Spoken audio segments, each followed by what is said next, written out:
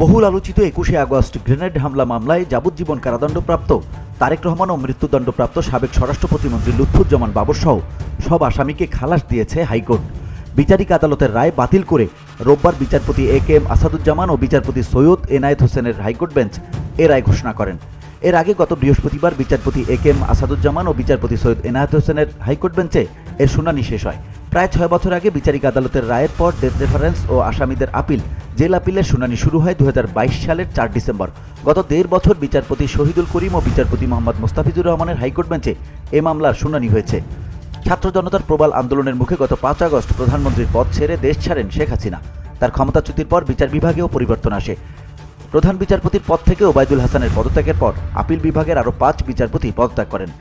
২০১৮ সালের ১০ অক্টোবর ওই মামলার রায় হয়।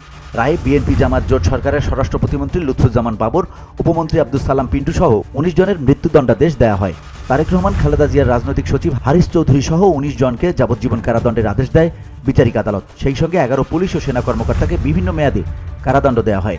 রায়ের পর ওই বছরের ২৭ নভেম্বর বিচারিক আদালতের রায় প্রয়োজনীয় নথিসহ হাইকোর্টের ডেথ রেফারেন্স শাখায় এসে পৌঁছে দণ্ডিতরাও রায়ের বিরুদ্ধে জেল আপিল করেন। পরে পেপার বুক প্রস্তুত করা হয়। VOD Bangla news desk.